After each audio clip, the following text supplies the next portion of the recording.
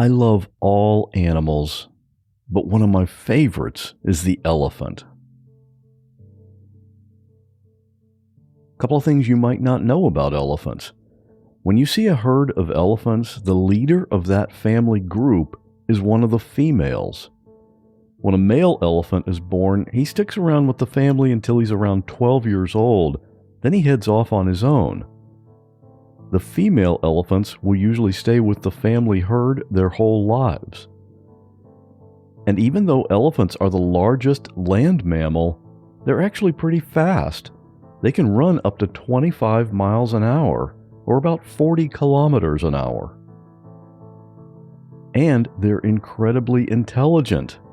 Maybe that's why they put the females in charge. Elephants are one of the few species to recognize themselves in a mirror. And they have really complex emotions and compassion. They mourn the death of their loved ones much like we do as humans. Today we're going to hear from Ella about the time she had an encounter with an elephant. For a while it was great. She felt like she was really connecting with this amazing creature. But suddenly, things went very wrong. Real people in unreal situations. There is a girl hanging by her broken leg from the telephone wire. And I called 911 and I said, I found a baby. I turned around. I see a gun pointed at me close enough I could touch it. She would hold our heads underwater all the time. He levels the gun, pulls the trigger, and I go down. Her eyes were full of tears. She didn't want to leave us. My hair catches on fire. I swear to God, this image is burned in my head for the rest of my life. I'm Scott Johnson, and this is What Was That Like?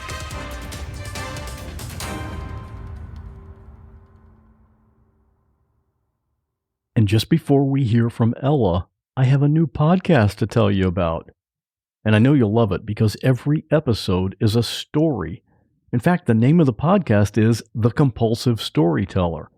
The host is Greg Lefebvre, and he tells a short, personal story in every episode, and each one is usually less than 20 minutes. You know how some people are just really good at telling a story? That's Greg. He's always getting himself into a jam, and sometimes he gets himself back out again. He has insider stories from the public art world, and his disastrous honeymoon trip, and lots more. I just listened to the episode called Hole in One. I'm not even interested in golf, and I found myself laughing out loud at that one. Most of them are standalone, so you can go into the past episodes and pick up just about anywhere. They're perfect for listening during your morning coffee, or while taking a walk, or for me when I'm out on my bike. I'm subscribed, so I never miss a new episode, and I'll bet you'll love it too. You can find it on just about any podcast app, including Spotify. Just search for The Compulsive Storyteller, or just visit the website, thecompulsivestoryteller.com. And now, please enjoy my conversation with Ella. Before this happened, had you ever seen an elephant in real life, like in a circus or something? Yes. When I was a kid, we'd go to the zoo a lot, and we went to the I've been to the circus, and actually in high school, I would protest the animal cruelty against the elephants at the circus. So, nice. Yeah, I've always loved them. I'm with you on that. Yeah. I think when you see one in real life, they're much bigger than maybe what you would have imagined. They're huge. They're like maybe twice as big, 3 or 4 times as big as a horse, and a horse is big. So this happened in Thailand. What were you doing there? Because you live in America, right? I do. I live in America. I was visiting my best friend who was teaching English in Taiwan, and she had a little vacation coming up. And so I was living in New York with family. I had saved all my money from a bakery job. I was in between farm seasons. I was farming in Long Island, and in between farm seasons, and saved up all of my tips, all of my money from my bakery job over the winter to go and visit. She'd been already in Asia for a year, and I had never been, and I thought it would be a really great opportunity to visit. So We went on kind of a backpacking trip along Asia and had a bunch of stops planned, mostly Taiwan, Thailand, and Vietnam. So that's what we were doing in Thailand. What was your method of travel while you were there? It was very cool. A lot of trains, which I love, and boats. So our first stop on the trip was to Thailand. We had spent a few days in Taiwan already, and I loved it. It was very, very cool. We took buses and trains and flew to Thailand. So we flew there. In Thailand, mainly we were taking boats to the little islands in the south, and then we took a train up north to Chiang Mai. How many people were in this group? Who were you traveling with? I was traveling with my best friend Margie and her partner Bobby. So the three of you were just taking in all the sights all around Thailand. Mm-hmm. Yeah, it was beautiful. Yeah, I've seen pictures, never been there, but yeah, it looks like it's a great place to visit. You ended up at an elephant sanctuary. And, when I hear sanctuary, I kind of picture older elephants who just want to live out their life in peace, or was it more like, hey, tourists, come ride the elephants, like a money-making thing? Can you describe that place? It definitely turned out to be a little bit of both.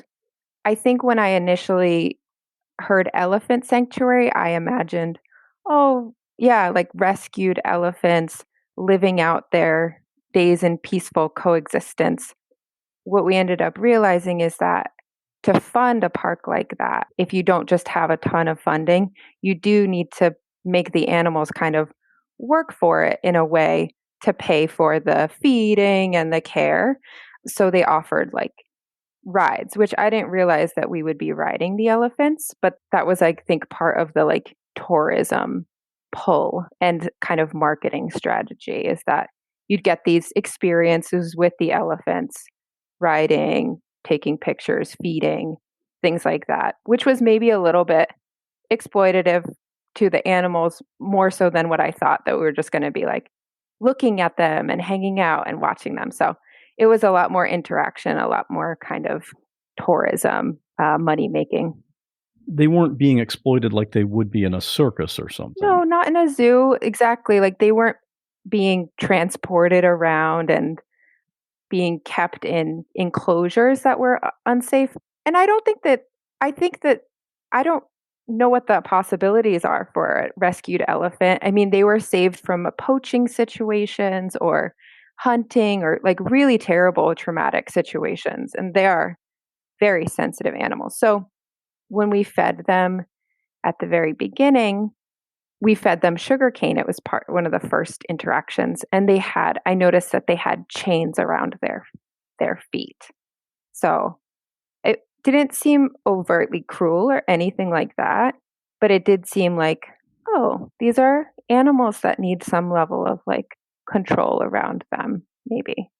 How many elephants live there? That's such a good question. Just a guess. Yeah. It seemed like maybe 20, up to 20. So that would be rather a big expense, to having to feed 20 elephant. I mean, I can imagine they must eat quite a bit with their size. Yeah. Maybe it was between 10 and 20, but it seemed like, yeah, there were some maybe that were newer. I'm sure they have a situation where they're always kind of, I know a lot of rescue organizations like animal rescue, pets and things like that. They're always kind of wanting to save animals, and they'll want to make room for any sort of animal that needs to be rescued, because the consequences, if not, are so dire. So I'm sure that they loved the animals so much that they wanted to have as many as possible. It's like any other animal rescue place, yes, you have to consider it as a business, but when you see an animal that needs help, you can't just say, sorry, we don't have room anymore. You just somehow figure it out. Absolutely. You find a way. So it did seem like they really did love the animals, and each elephant had their own human that like lived with it. It was like their kind of constant buddy. And they all seemed to be kind of young men who would live with the elephants and care for them, kind of not exactly a trainer, but kind of like a trainer, like someone who was in charge of that animal's kind of like rehabilitation and companionship. What kind of instructions were you given before the ride began? That's a great question. It was actually many hours of instruction. So, Wow, yeah. okay. So when we got there, they gave us these denim jumpsuits and we wore them throughout the entire experience. And our first, like I had mentioned, our first experience was feeding the elephants. So we got sugar cane, we got to feed them and interact with them. And then for the next couple hours, we spent a lot of time learning commands and communications to have with the elephants. So we learned how to tell them to kind of get down on one leg so we could climb up to ride them. We learned how to give them water. We learned how to thank them. We learned how to give basic commands, communications, and like respect to the animal. So we spent a lot of time doing that. The trainers would come and ask for volunteers. So it was a lot of like observation of the elephants and learning these communications and techniques. So we were given a lot of commands in Thai, which was, I think, nobody on the trip's first language. We were learning to do that. And so we did that for a couple hours of kind of instruction about how to interact with the animals. And then we had lunch and then we started the ride. It's really interesting that they would spend that much time. But also now, if anybody ever asked you, do you speak Thai? Yeah, but only to an elephant. I mean, yeah. Yeah. And obviously my communication's not the best. so how you mentioned one of the things you learned was how to thank the elephant at the end of the ride. Mm-hmm. Is that just they just have that much respect for the animal that they want to make sure to include that, or what did that sound like? Yeah, it seemed like a simple gesture to communicate that, yeah, that you're a friend of theirs, kind of, and that you're not an enemy, because I think they are very sensitive animals who have come from situations where humans were harmful to them. So thanking them and kind of creating a bond or a connection, I think was a part of it. And it's also, yeah, I think from a tourism perspective, I think people would want to. I mean, everyone who came to the elephant park came because they love elephants and wanted to interact. So I think that was part of it. How tall are you, and how much taller was the elephant when you're standing next to him?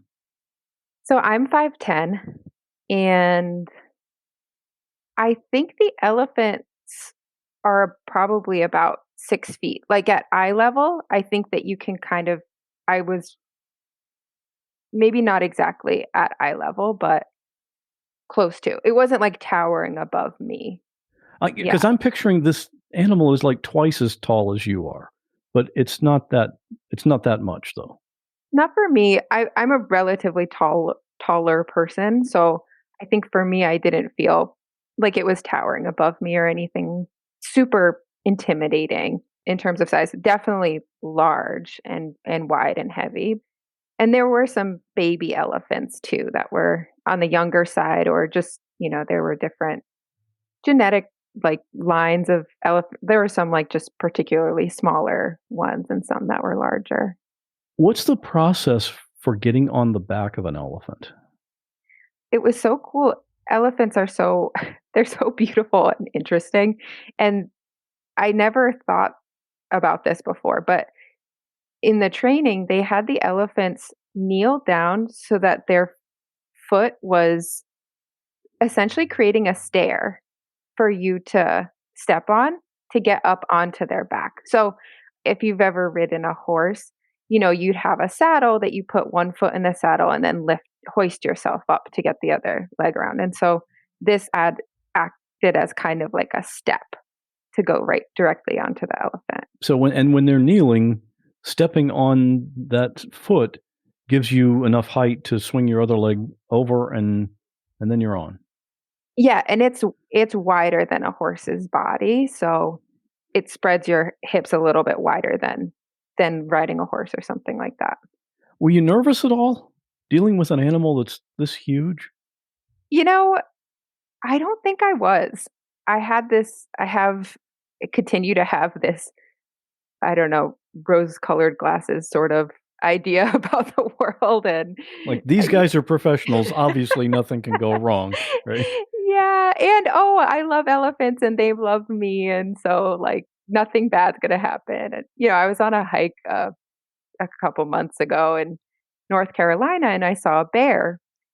And where I live in California, there's deer everywhere and turkeys, and I'm used to seeing wildlife, and I just walk right by it.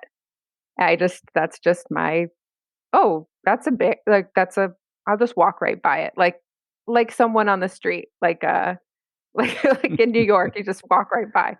So I guess I just have this kind of tendency to think like, oh, nothing's going to happen. And yeah, so I have a pretty maybe naive view of, I wasn't nervous to answer your question.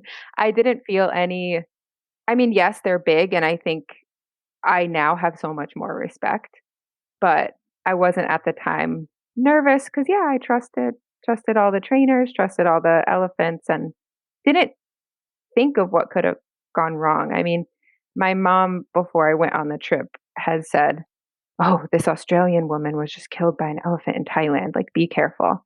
And I was like, "Well, that can't happen to me. Like, you worry too much. You watch the news too much. That sort of thing." My whole podcast is based on people that thought that'll never happen to me. No one ever does. Right. So, okay, yeah. so the ride starts. How many elephants and riders were there? How many guides? What did it look like as you started out? I would say it was about 10 elephants. As far as I can remember, I remember about 10 elephants and about 20 people. So most people who were there, who were participating, were couples on their honeymoon or friends traveling. But so it was mainly like couples on each elephant.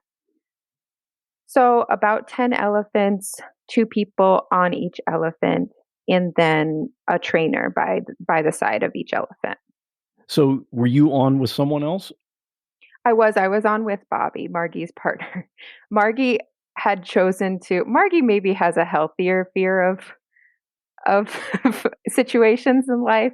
And so she chose a baby elephant towards the front that she chose to ride. And Bobby and I were on the one of the larger elephants towards the middle or the back. How long was the ride supposed to go? Or how long was it supposed to last? I think a couple hours. I think that the end route was supposed to go through this forest trail and then end at a big watering hole. And then you were going to be able to swim with the elephants and interact with them in a water setting. I think that probably would have taken a couple hours. So you guys take off on this ride. Take us through what happened. So we were riding along this beautiful jungle trail, and they had us a couple times practice getting off and then getting back on the elephants. And I think that each time we would give them water and thank them and then get back on. So there was a guide at the front of the trail of the line of elephants who was kind of like making these decisions about where to stop and where to get back on. So when we stopped, I didn't think much of it because we had been doing this a few times. The ride was just like us kind of going through this trail. So we get off at this spot it was like near a fenced area. It didn't really seem like there was anything to look at. It seemed like the other spots were a view to look at or some sort of attraction to look at. And the elephants were probably used to stopping at these same points from having done it many times before. Yes, they I'm sure had done these rides, every day for a long time. At this one particular stop, we got off the elephant and everyone was kind of standing around, and I went to the front of the elephant and kind of looked her in her eyes. I thought, oh, we're getting off the ride. I'm going to go thank her. So I got in front of her. I patted her on her trunk, which is what we were told, and I said the words in Thai for thank you. And she had this look in her eye that was like maybe she was a little scared.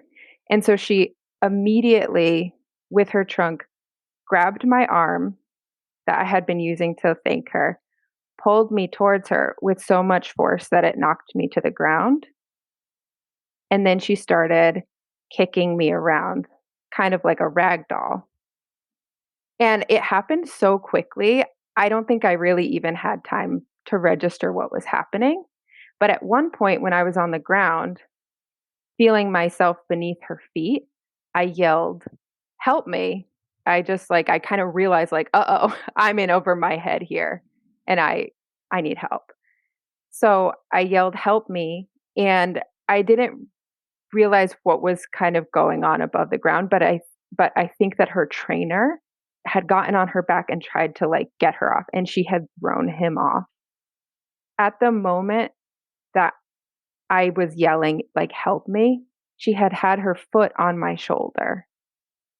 Not pushing her weight down, nothing like that, but just kind of had me pinned to the ground. That was the first moment that I was scared because I didn't know what was going to happen. The holidays are here, and of course, this is the time of the year when we spend more time with our loved ones. And when that happens, at least in my family, this is when we hear a lot of stories.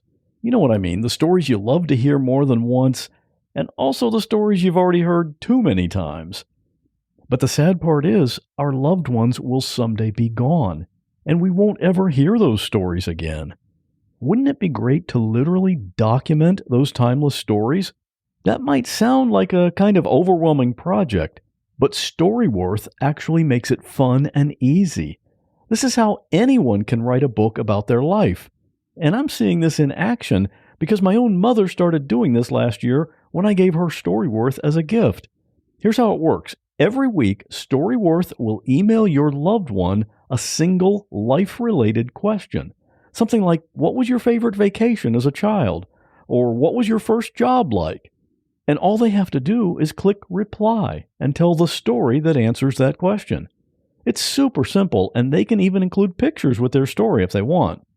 Then, after a year, Storyworth compiles your loved one's stories and memories and pictures into a really nice hardcover book. My mom is planning to give hers to family members, which means her stories will be remembered for many generations into the future, and she really loves that. So help your family share their story this holiday season with Storyworth. Go to storyworth.com/what today, and you'll save $10 on your first purchase. That's storyworth.com/what to make your first purchase and save $10. This is the kind of gift that everyone in your family will remember. storyworth.com/what. And thanks to Storyworth for sponsoring this podcast.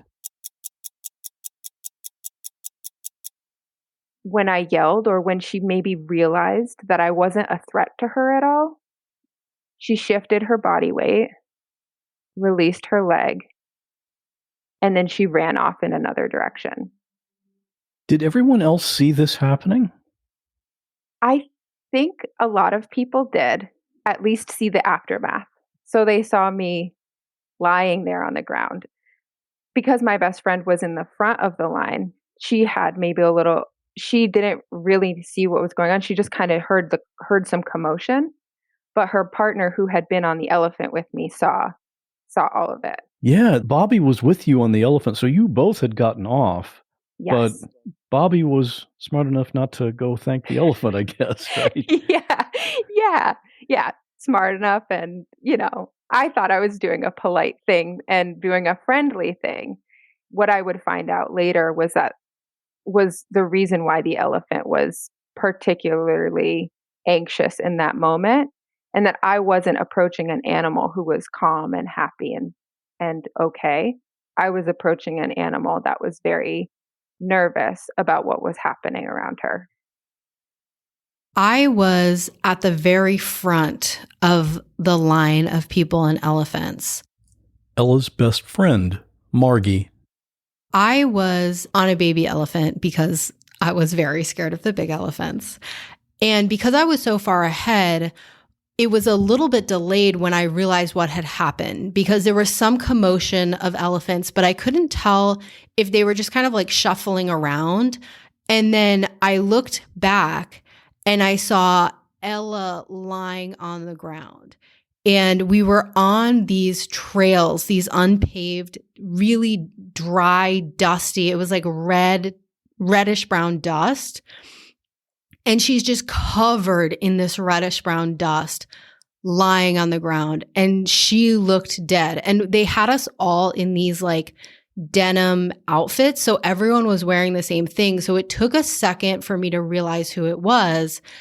And then to process that my best friend is lying on the ground in the dust with people like starting to gather around her. And I didn't know if she was alive. I didn't know what had happened. When I went over to her, the guides were trying to talk to her and see if she was okay. And at first she wasn't moving. And then they were encouraging her to get up. And I was getting upset because I was like, she could have like a spinal injury. Like she maybe shouldn't stand up right now. But, you know, I had no idea what to do. They had no idea what to do. And then they helped Ella stand up. And on the one hand, I was so relieved, like she's alive. Then I looked at her and her eyes were open, but they were white. Like her eyes were looking down. So her eyelids were open, but they were kind of fluttering. And her eyes just were like, it was like totally just the whites of her eyes. And it was absolutely terrifying. And she wasn't responsive. People were saying stuff and Ella wasn't really answering. And then they did start responding, which was a huge relief, but still like taking really almost like robotic Tin Man steps, like just walking in a way that like I just couldn't tell what was going on as like Ella was trying to put one foot in front of the other. It was the scariest thing that I've ever seen in my life. The people did see what was happening, at least at the point where we're the like rescue, at the rescue moment where people were coming. When you were on the ground with an elephant's foot on your shoulder, were you face up or face down? Face down. Did the thought cross your mind that, well, I might not survive this? Yes. I definitely, I think at one point realized I need to like protect my head or something. I think that my biggest concern was that I would get a head injury and I didn't think about exactly the physical consequences, but I just knew instinctually, like I need to protect my head. I need to not get kicked, stepped on, or hit in the head. So I definitely knew that that was a possibility. And I knew that there was a chance that that could be the injury that could, kill me. So after she ran off, I laid there for a little while. And I think I have these maybe parental fears that I think people just say this a lot. Like if you get hurt or you're in an accident, like don't move the person because you could have a back injury or end up doing something that could paralyze you. So I think I laid there for a while, just kind of trying to feel my body and feel what the injuries were. But I was in so much shock because it happened so quickly. So I was not in my body at all. And I also couldn't see anything. And it wasn't like a blackout. It was like a whiteout. I couldn't see anything. My eyes were open. And I don't know how long it took. It must have taken a while because I don't know how far we were from where the trucks were. But all of a sudden, they were telling me to get in the truck. And I said, what truck? I can't see a truck. So I have no idea like the period of time in which it took to get the truck up there or what their equipment was like for someone with an injury or who had fallen or who had been attacked or anything like that. So I don't think they had a gurney. They definitely didn't have like a first aid protocol in which this was a possibility. So they just kind of said, get in the truck. We're going to take you to the hospital. Was Margie with you at that time? Yes. She saw me while I was on the ground. That's what she described. And she was also in shock and started laughing. And that's a pretty common, if you're in shock, sometimes laughter it's like a release that your body is trying to make because you can't logically put things in order.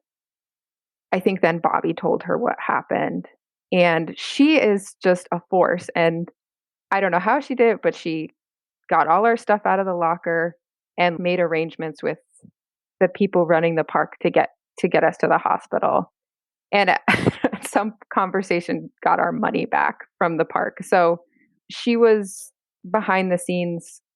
And they ended up riding in the truck with me on the way to the hospital. And one of the park employees was driving us. You mentioned the locker. Wasn't that back at the sanctuary? Yeah. So we must not have been so far because I think that they must have had some sort of communication, maybe walkie-talkies or something to tell someone to come and get the truck and bring us. And that part was a blur to me in terms of the timeline, like how things happened in what order. Right. Because you were in shock. Mm-hmm. I have never heard of lack of eyesight being a symptom of shock.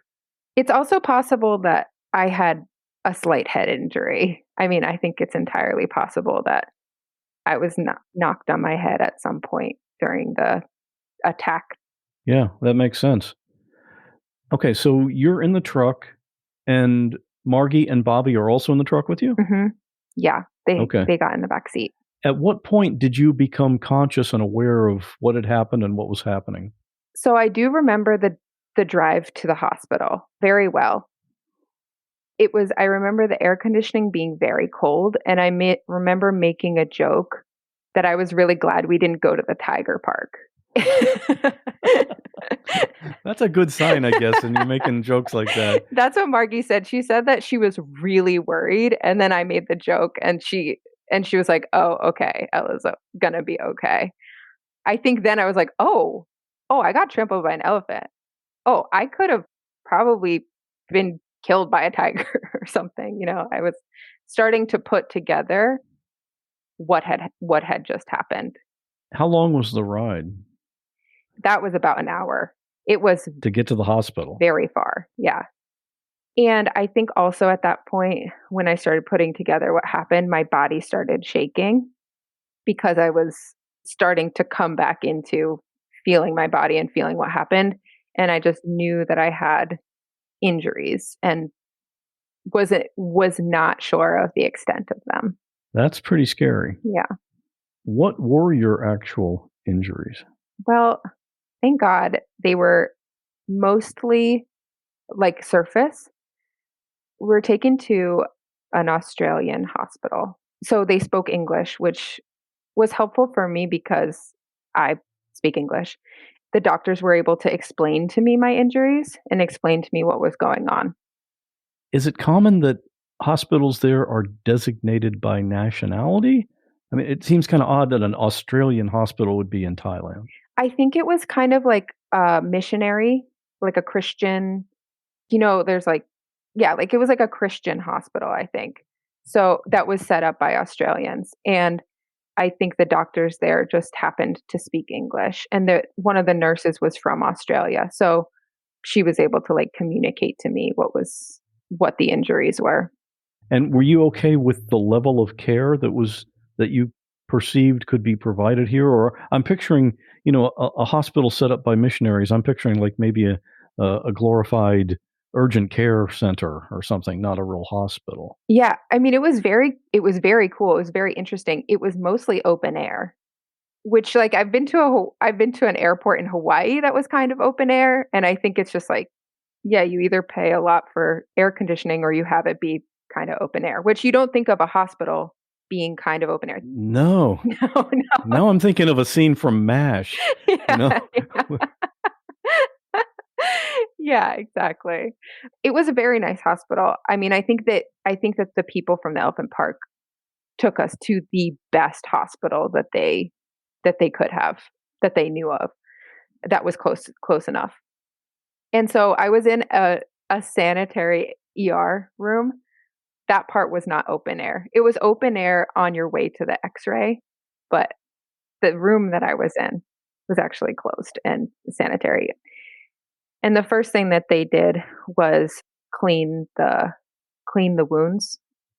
I'd say the majority of my wounds were soft tissue damage, so a lot of bruising, and road rash. So the road rash was from being in a denim jumpsuit that was like shorts and then being kind of kicked around on dirt. So there were lots of little pebbles in my skin. There was a lot of dirt. And the nurse told me that if she didn't scrape it as hard as she was scraping it, because that was when I first started to feel pain, real pain, was when they were cleaning those larger skin wounds, because she told me if she didn't clean them, they would be tattooed forever by the dirt that was getting into the skin. So she said she had to clean it and she had to remove all the dirt or I could get an infection. So that was extremely painful. That was one of the first times that I really was yelling and screaming because it was incredibly painful. So they did a wonderful job as best they could numbing. I think they tried to numb it, but I don't think at that point they could. They just had to start cleaning. And so they cleaned and dressed the open wounds that I had. And then they sent me to x-rays to see if I had any broken bones or any internal bleeding. And luckily I didn't have either. You were pretty lucky here. Incredibly lucky. So lucky, because it could have been so bad. And it totally transformed the entire rest of the trip from being, oh, I really hope we make all of our stops, to I'm so glad we're okay. I'm so glad that we're alive. Did you stay at the hospital overnight, or did they send you away that day? They sent me home after the doctors ruled out severe concussion. So they observed me for a few hours, I think, and then they sent us back. And the guy from the elephant park was so nice. He stayed with us the whole time and dropped us off back at our hotel and said if I needed to go back to the hospital the next day, he would be happy to drive us. So he really was so wonderful in that. I don't know how Thailand is as far as being litigious like we are here in the United States, but do you think he was just a nice person, or was he concerned that you would retaliate financially or legally some way? You know, that's a good question. I do think that the legal system is very, very different. And at that point, I think the gratitude for being alive was so much stronger than any sort of. I do think if it happened in the US, my friend would have absolutely started a lawsuit. Meaning Margie? Yeah. But she was able to get our money back, and they paid for all the medical bills. I don't know how expensive they were for an ER bill in Thailand, but they were very helpful. And because I wasn't severely injured, it didn't seem like, if I had been paralyzed or something and lost the ability to make money for the rest of my life or something like that, maybe would have been more interesting. But I think we were all just so lucky that I wasn't hurt worse. So we were happy to just thank them for their care that they provided and hope that the elephant was okay. They sent you away with instructions on how to change the dressing, or what were your instructions as you left? The hospital didn't give too many instructions, actually, which I wished that they had. And there was some things that would have been helpful to hear from them that we found out later. But they just gave this sesame oil based ointment, which now whenever I smell sesame oil, it reminds me of this ointment. So it was this ointment, and they gave some gauze, some regular gauze, regular medical gauze, which for a wound that large was excruciatingly painful to remove. And I can talk more about that. But what made that painful? Because it would stick to the wound? Exactly. So we were on a backpacking trip, and because of the nature of how we were traveling as young 20 something year olds, we were backpacking and just really on our feet the whole time, taking buses, public transport, and staying in hostels. We were in foreign countries and didn't know how to talk to people at pharmacies to get the right level of care. So the one thing we really learned was that the medical gauze would stick to a wound as large as I had. And we went straight from Thailand to Vietnam. We were staying at a hotel in Vietnam. We had upgraded our accommodations. We talked to Margie's parents, and they were like, yeah, whatever you have to do. They helped us out in terms of upgrading. And so there was one night where I was trying to remove the gauze that they had given me, and it was not coming off. It had stuck to my skin and kind of scabbed over, which was horrific. And so Margie was in the shower with me at this hotel, spraying saline solution to try to moisten this gauze. And I just basically had to rip off an entire layer of my raw skin. And this is on your leg? Yeah, behind my calf. And it was just it was just one of those things where you're just kind of like, how is this happening? I'm not prepared for this sort of moment. This episode is sponsored by BetterHelp. If something breaks around our house, my first instinct is, yeah, I can definitely fix that. Because I know a little secret. Most appliances have a user manual that you can download, and everything you need to know is right in that manual. Unfortunately, life doesn't come with a user manual. So when something's not working, it's very normal to feel kind of stuck. Like, what do I do now? Maybe you're trying to figure out a change in career, or a relationship issue, or maybe becoming a new parent. But therapists are trained to help you figure out the cause of those challenges, and then learn productive coping skills. Lots of benefits from this: self-empowerment, being able to deal with trauma, and just feeling better about life. And you've heard many of the guests on this show talk about the great success they've had from getting therapy. As the world's largest therapy service, BetterHelp has matched 3 million people with professionally licensed and vetted therapists available 100% online. Plus, it's affordable. Just fill out a brief questionnaire to match with a therapist. If things aren't clicking, you can easily switch to a new therapist anytime. Couldn't be simpler. No waiting rooms, no traffic, no endless searching for the right therapist. Learn more and save 10% off your first month at betterhelp.com/whatwas. That's betterhelp, HELP.com/whatwas. And thanks to BetterHelp for sponsoring this episode. So what we ended up doing was they ended up leaving and trying to find a pharmacy that could give us something that would be different from this medical gauze. Like, I knew I couldn't go back to the medical gauze and the ointment, so I needed something else. And I think there was a moment at the pharmacy where Bobby was trying to explain to the pharmacist what had happened and kind of giving elephant motions and trampling motions and something that it just must have looked absolutely ridiculous. So what we ended up doing is taking a picture of my wound and showing it to her. And she said, oh, it was just a light bulb moment. Because in Vietnam and in Thailand, they have a lot of motorbikes and a lot of motorbike accidents. So people get road rash all the time. So they have nonstick silicone gauze. Perfect. It was perfect. It was exactly what we needed. So it was just these moments of things working out really, really well. But yeah, it was definitely a lost in translation sort of moment of, wow, how do we I've never had a wound like this. I don't know what I need. And also I don't know how to ask for it in Vietnamese. So people were so kind and so helpful in this moment that it was like, yeah, I think I still haven't gotten rid of that gauze because it means I had like a sheet of it left. And it just What if means I so ever much to need me. this again? Right?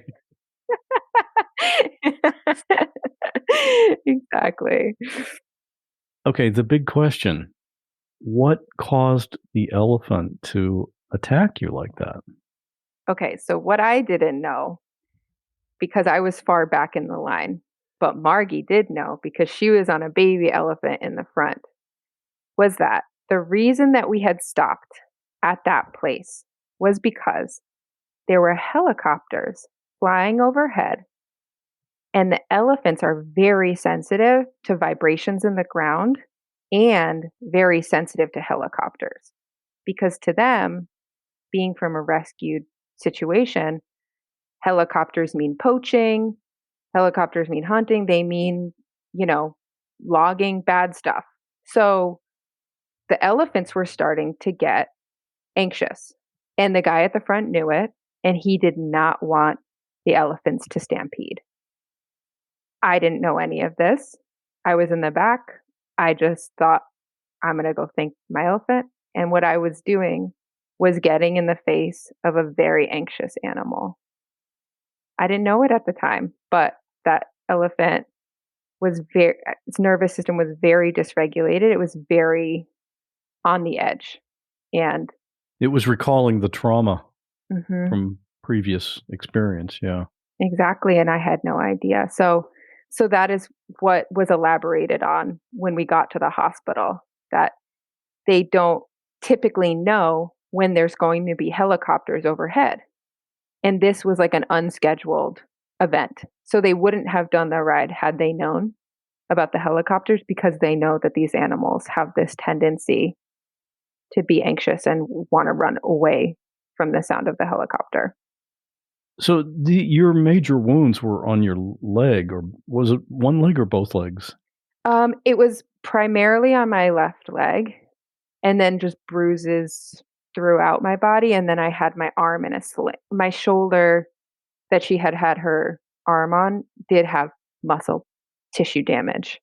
So were you able to walk okay? I mean, as you're traveling along and backpacking and going through airports and things, how did that work? Yeah, I had a sling for my arm and I was limping. Bobby was so nice and carried my big backpack for me along, as much as I could. And I was starting to get better as the days went by. And we were primarily traveling by train.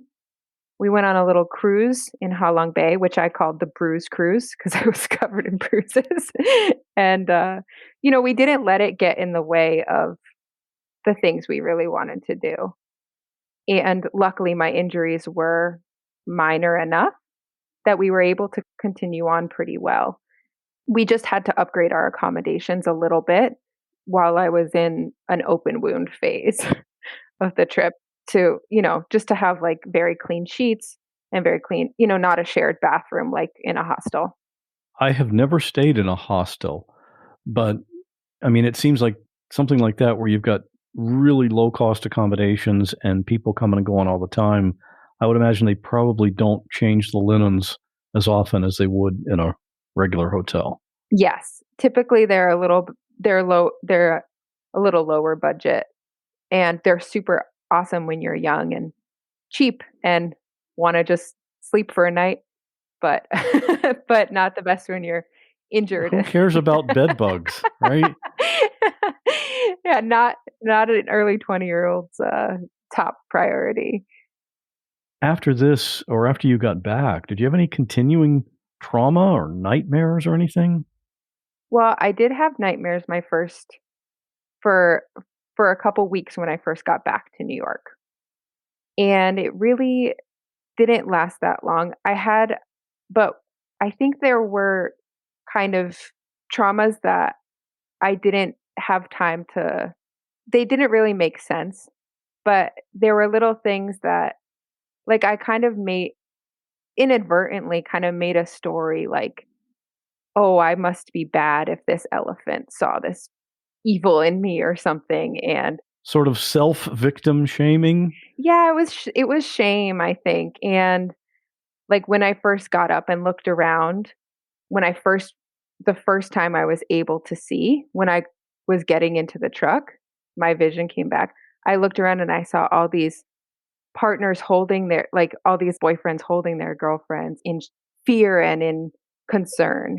And like, oh, I'm so glad you didn't get hurt, that sort of thing. And so I think I felt this kind of loneliness. And it was I think when you have a near death experience, it doesn't necessarily hit you right away, the implications of what would happen if I died.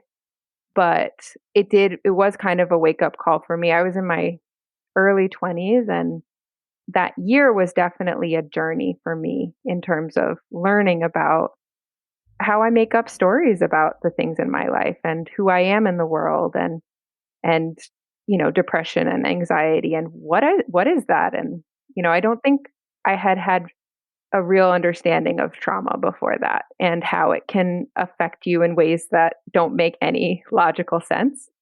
And did you get through that by figuring it out yourself, or did you have therapy? I ended up going to therapy a few years after that. I started meditating that year, and it was like one of those Wizard of Oz moments, like black and white into color sort of things. So it really, That's what meditation, the effect it had on you? yeah, the first time I meditated, I was really affected by it, and it had an incredible impact on me. And no drugs involved? no, not at all. I actually ended up later on that year getting sober. I didn't have like a terrible problem, but I was realizing that it was causing me anxiety. So it had a spiritual impact, I think, later on. I had a spiritual reading like later on that year. The woman, I didn't tell her anything about the elephant, and she said, "I hope this isn't too woo-woo for your viewers." But no, it's part of your story. Go ahead. But she said, the elephants have a message for you. And I was like, well, okay, what's this going to be about? She said, the elephants have a message for you that in case you ever forget, your work is in the ground. Which is, I'm a farmer. I've been a farmer for like 14 years. So to me, that was like, oh, this elephant like pushed me into the ground, like rolled me around in it. And it was like, wow, yeah, you really are of the earth, and your mission, your work that you will do is like in the earth. So it was definitely a weird thing for someone who didn't know about it to say to me. So any lingering injuries? It sounds like this is stuff that you could all heal from, at least the physical part, pretty quickly. Totally. Physically, I have some numbness still in that part of my skin where I lost so much skin, and I think there was nerve damage. So it's very numb there. And then my shoulder, I had pain in the shoulder for a really long time. And as a farmer, you use your shoulders a lot. So I was experiencing it a lot, and I saw a craniosacral therapist, massage therapist, who helped me with that. So, yeah, it's just like kind of realizing, oh, my body's okay.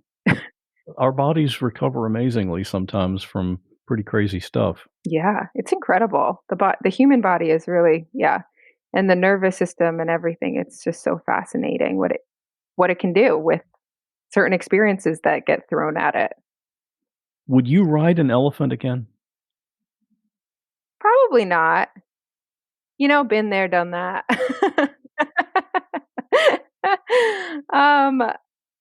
Yeah, I don't think I would. I don't think I necessarily wanted to in the first place. I was happy to feed the elephant, say hi to the elephant, give the elephant water. But I don't really need to ride one. I can walk on my own. They can walk on their own. That's a good way to look at it. Yeah. For people that want to contact you, you've got some social media and website. Can you tell us about that? If you want to follow me. So one of the things that the elephant incident probably taught me is that there's so much to be grateful for when we are still able to be alive. And so I do a series called the Gratitude Series, and I just post a little video of something I'm grateful for every day.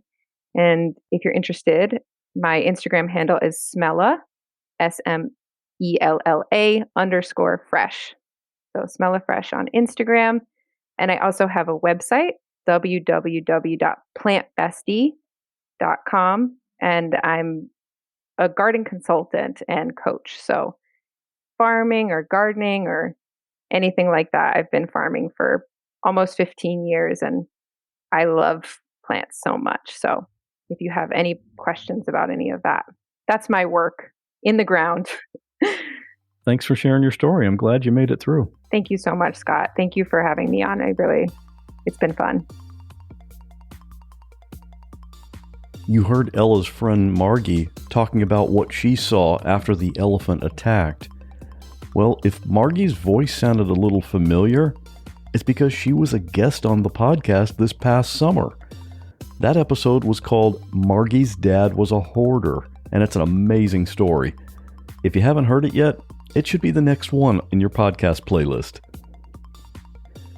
And coincidentally, I recently heard from Margie when she left me this message, because she wanted to tell me how much she appreciates you.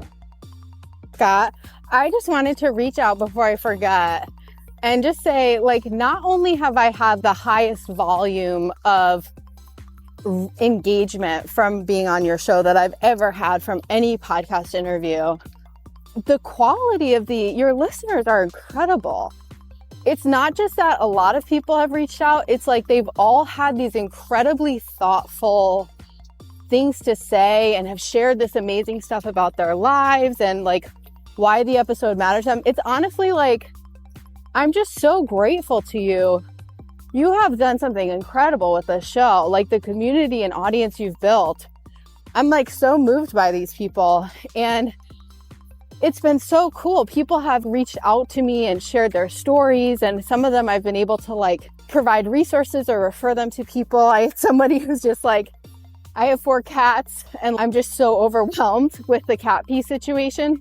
And so I was able to talk her through some of my tips, and she's going to let me know how it goes. And it's just been really cool to use what I've learned from this experience to be able to help these wonderful people and witness their stories. And I know I'm rambling a little bit, but it's just been very powerful. And I'm just really grateful to you and really, really impressed with what you've created here, because this is the gold standard of a podcast. To have such a big, such a engaged, such a kind audience is really, you should be very, very proud. And you know what? I am proud of you and my whole audience. Whenever I interact with one of my listeners, whether it's by email or in the podcast Facebook group, or even in person sometimes, I'm always reminded that you are some pretty special people, and I really appreciate you. If you haven't joined the other listeners in the Facebook group yet, get over there and join us. whatwasthatlike.com/Facebook. And I also heard from Leanne. Hey, Scott. My name is Leanne. I'm 18 years old, turning 19 in February. I don't know why I feel like I need to tell you that, but I feel like I just need to tell you right now that what you do is amazing, and it's done so much for me. I've never felt so alone than I have in the past couple of years, and it's been really bad lately, but your podcast is there for me. And hearing other people and what they go through, it makes me feel better. It makes me feel like I can do this. It's currently 7 a.m. right now, and I just got off of my shift. I work a night shift, overnight, full time. I would love to send in my story, but I think I'm still going through it. Of course I am, but I think I'm still going through it in a sense where I don't know how I would even start or finish. But I would love to tell you my story one day and leave it in a voice recording for you. But I just wanted to call and leave a voicemail and say that what you do is it's magical. It's magical. It's inspirational. I can't describe how hard every episode hits me. And it's not just about the person talking in their story. It's you too as a host. You are such an amazing host. Like, Dara, I was just trying to think about, I have another podcast I'm in love with, but you're definitely my favorite host. You're just genuine and you're real. And I just need you to know that I love what you do, and I hope I can tell you my story one day. I think I'm still going through it, but I need you to know that you need to just keep doing what you're doing for the rest of your real life, because it's amazing. It is truly amazing. I just listened to 8 straight hours of your podcast. I love it so much. I love you. I think you're just, what you do is amazing with your platform. Thank you so much. Wow, thanks, Leanne. I love hearing about how the stories on this podcast have had such a strong and positive effect on people. And I'll tell you something, they have a strong effect on me too. I'm not just the host of this show, I'm also a listener. Because one of the reasons I started this podcast is because I wanted to hear stories like this. And obviously you're a listener, so if you want to say something just like Margie and Leanne just did, I want to hear it. I love playing messages from listeners, and it doesn't have to be all lovey-dovey and how great the show is. It's great if you want to offer some constructive criticism too. I'm all for anything that makes the podcast better. Just record a voice memo on your phone and email it to me, scott@whatwasthatlike.com, or call the podcast voicemail line, 727-386-9468, anytime, day or night. Maybe even do it right now while you're thinking about it. And here's the big announcement for today. I am now on TikTok. Username, of course, is What Was That Like? No spaces. And I'm still learning it, so at this point it's kind of a train wreck. It's funny, I have no problem at all being here behind the mic and just doing audio, but doing these short form videos, well, you'll see. What I'm doing over there is a lot less formal, maybe a little bit of silliness even, maybe some behind the scenes podcast stuff, maybe some dog videos, that kind of thing. I see it as more of a playground than a recording studio. So I'd love to have you follow me over there. Again, the username is the podcast name, What Was That Like? With no spaces. Let me know what you think. And now we're at this week's listener story. This is how we end every episode, so if you have a story you can tell in about 5 minutes, send it in. This story is about something that happened right here in a city called Dunedin, which is here in Florida. It's about 10 minutes away from where I live. Stay safe, and I'll see you in 2 weeks. Well, this is interesting and traumatic, but I laugh at anything traumatic that's happened. So I recently moved. I know that you're actually located in Florida, and I just moved to a small town called Dunedin. Really small, cute, quaint, safe town right outside of Clearwater.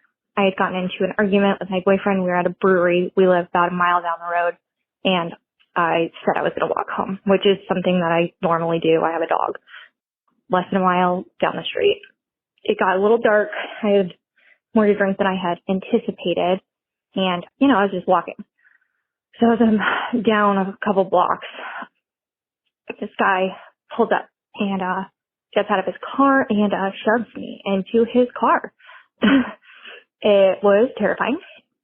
The guy kept trying to touch me and, touch my legs, and I was just pushing him off me. Eventually, we got to a parking lot.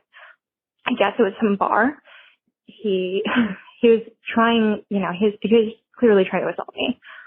I was able to get out of the car, and I said I needed to pee, and so he actually took my shorts off of me, which is just absolutely insane.